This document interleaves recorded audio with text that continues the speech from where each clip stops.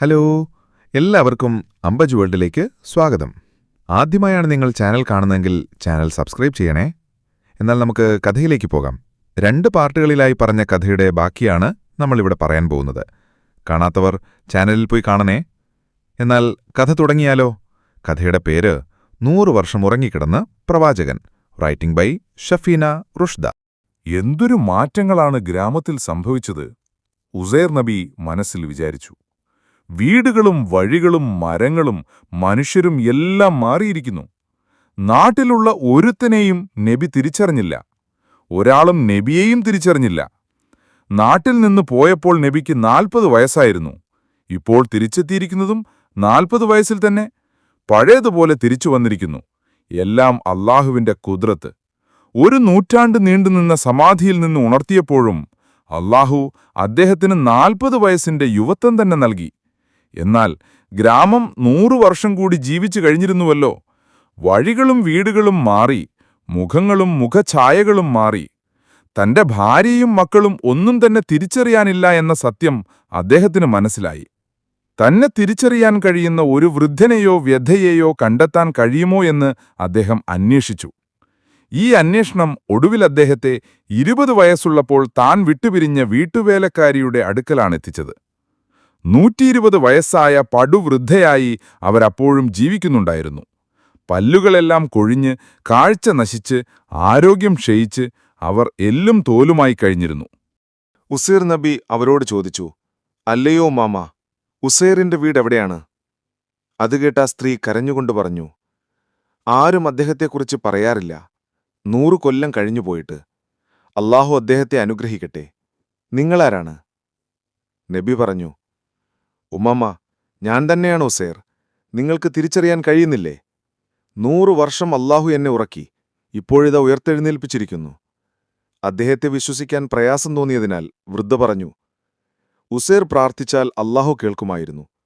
ഉസൈർ ആണ് താങ്കളെങ്കിൽ അല്ലാഹുവിനോട് പ്രാർത്ഥിച്ച് എന്റെ കാഴ്ചയും ആരോഗ്യവും വീണ്ടെടുത്തു തരിക. ഞാൻ നിങ്ങളെ കാണുകയും തിരിച്ചറിയുകയും ചെയ്യട്ടെ. നബി അവർക്കു വേണ്ടി പ്രാർത്ഥിച്ചു. അല്ലാഹു ആ വൃദ്ധയുടെ കാഴ്ചയും ആരോഗ്യവും തിരിച്ചു നൽകി. അവർ നബിയെ തിരിച്ചറിഞ്ഞു. നാടു മുഴുവൻ ഓടിവടന്ന് അവരീ അത്ഭുതവാർത്ത പ്രചരിപ്പിച്ചു. 100 വർഷം മുമ്പ് കാണാതായ പ്രവാചകൻ ഉസൈർ നബി തിരിച്ചുവന്നിരിക്കുന്നു. ആളുകൾ അത്ഭുതപ്പെട്ടു. തള്ളയ്ക്ക് ഭ്രാന്തളകിയിരിക്കുകയാണെന്ന് അവർ കരുതി. പണ്ഡിതന്മാരും നേതാക്കളും ഒത്തുകൂടി വിഷയം ചർച്ച ചെയ്തു. അവരിൽ നബിയുടെ ഒരു മകന്റെ മകനുമുണ്ടായിരുന്നു. അദ്ദേഹത്തെ പിതാവെന്നോ മരണപ്പെട്ടുപോയിരുന്നു. മകന്റെ മകൻ എന്നു പറയുന്ന വ്യക്തിക്ക് 80 വയസ്സുണ്ട്. അയാളുടെ പിതാമഹനെന്നു പറയുന്ന ഉസൈർ നബിക്ക് 40 വയസ്സും. ആളുകൾ എങ്ങനെ വിശ്വസിക്കും? പണ്ഡിതരും നേതാക്കളും ഉസൈർ നബിയുടെ കഥ വിശ്വസിക്കാനും അവിശ്വസിക്കാനും കഴിയാതെ കുഴുങ്ങി.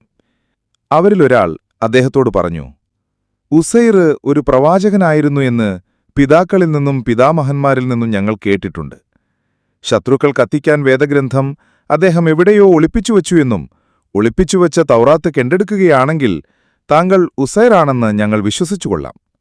അദ്ദേഹം പറഞ്ഞു, അതെ, തൗറാത്ത് ഒളിപ്പിച്ചുവച്ച സ്ഥലം ഞാൻ ഓർക്കുന്നു. അത് കണ്ടെടുക്കാൻ യാതൊരു പ്രയാസവുമില്ല. തൗറാത്ത് സൂക്ഷിച്ചുവച്ചു എന്ന് പറയുന്ന സ്ഥലത്തേക്ക് അവർ ഉസൈർ നബിയെ അനുഗമിച്ചു. അദ്ദേഹം അത് പുറത്തെടുത്തു. അതിന്റെ ഏടുകൾ കേടുവന്നിരുന്നു.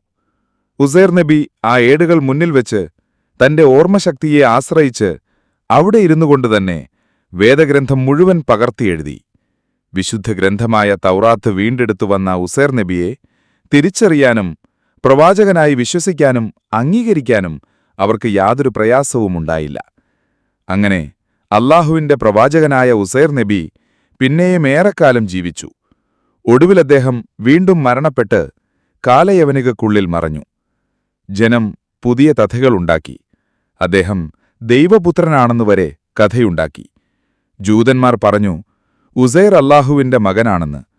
അവരുടെ ആരോപണങ്ങളിൽ നിന്ന് അല്ലാഹു എത്രയോ ഉയർത്തിലും അകലത്തിലുമാകുന്നു. പറയുക, അവൻ അല്ലാഹു ഏകൻ. അവൻ ആരുടെയും ആശ്രയം വേണ്ട. എല്ലാവർക്കും അവനാണ് ആശ്രയം. അവൻ ആരുടെയും പിതാവല്ല, പുത്രനുമല്ല. അവനു തുല്യരായി ആരുമില്ല. ഉസൈർ നബിയുടെ ചരിത്രം ഇവിടെ അവസാനിക്കുന്നു. നിങ്ങൾക്ക് ഈ കഥ ഇഷ്ടമായെങ്കിൽ ലൈക്ക് ചെയ്യാനും ഷെയർ ചെയ്യാനും കമന്റ് ചെയ്യാനും മറക്കരുത്. ഇനിയും ഇതുപോലെയുള്ള നല്ല നല്ല ചരിത്രങ്ങളുമായി വീണ്ടും കാണാം. Bye bye.